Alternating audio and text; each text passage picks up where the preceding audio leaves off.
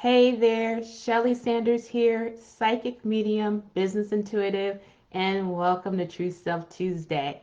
So go ahead and do me a favor, like and subscribe so you'll know when I'm going live, and then also share so we can get this out to as many people as possible. So let's jump in. So today our topic is follow your heart, not your head.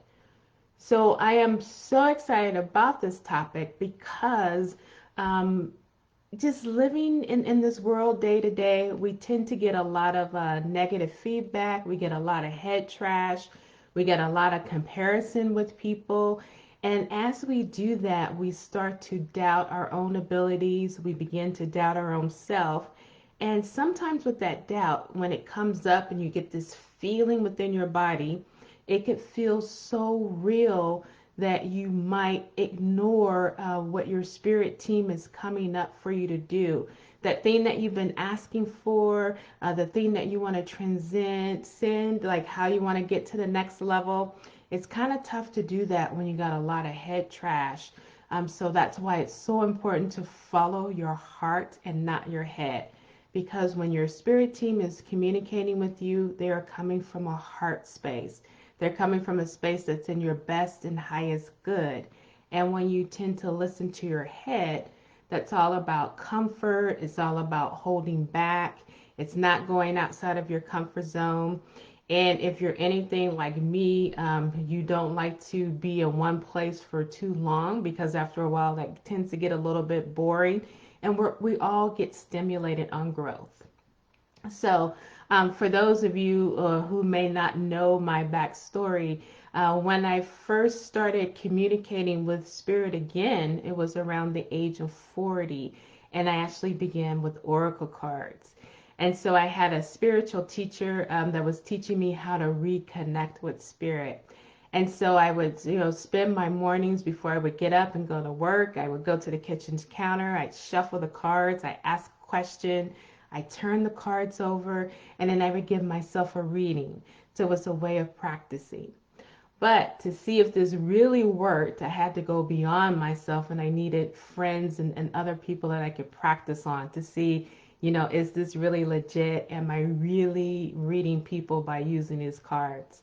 So, as people were saying yes to a reading, and I was starting to read them, and actually was coming up with information that was surprising me and them, then I knew that it was real. So then the next step came up, and my spiritual teacher said, okay, so now that you know how to read and that it's real, it's time for you to expand out and to do angel parties. So, if you don't know what angel parties are, it's where you would have a host, and then your host would invite a group of friends, and then you give a reading to everyone that's in the room. So, a good friend of mine, she agreed to host this party for me, and we had about 9 ladies there, and I was so excited. But at the same time, my headspace started to creep in, and it started coming up with doubt. So as I was like in the living room, I had all these ladies around me. They're looking really intently, like they're just so excited about the reading.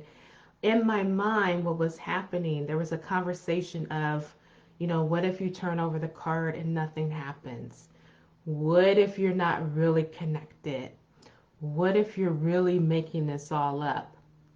And so in that moment, it was like my mouth was starting to get dry, my hands were starting to get sweaty. I was really starting to get in my head. And then I started having that conversation.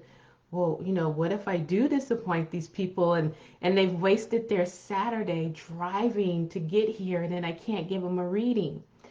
And so, as I was contemplating saying, you know what, guys, maybe we shouldn't do this and leave, the other voice that I heard that came up, and it was really from the heart space, and that was my spirit team. And they said, or you could turn over the first card and deliver the reading. So I took a deep breath. I turned over that first card, and that information from spirit came right through, and I was able to give every lady in the at that event that day a reading. And they were so excited that as I laid their cards out, they pulled out their cell phones and they were taking pictures. And it was just so much talk about the readings that they got. And they were just saying how happy and how appreciative they were.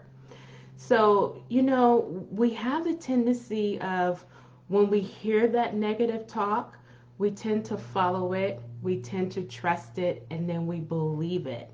And because we believe it, then it affects you personally because then you don't step out of your comfort zone. You're not following that nudge that spirit is giving you. There's these prayers that you're asking for, and there's these wishes and hopes and dreams that you're putting on your manifestation board, but you can't get there if you're not willing to step outside of your comfort zone. So like if you can relate to that, absolutely let me know. Like type in the chat and say like I can relate. I get it. Like how many times have you held yourself back because you wanted to play it safe? So one of the things that I want to say about, being in the spiritual community is we tend to have this belief that if something is meant to be, that it's going to be easy and it shouldn't be hard. So what I want to say to you is life has its ups and downs, and no one can always stay up. And so you don't want to think that because you're having a tough time that it's not meant to be. Sometimes spirit tests us to see if we really want it. And what I have to say, it's in the pressure. The pressure is what causes the growth. Because whenever you sit still and you're comfortable, you're not going to move any further. So one of the things that I share with clients and I also share with my students is like really pay attention to your mindset and what is it saying to you.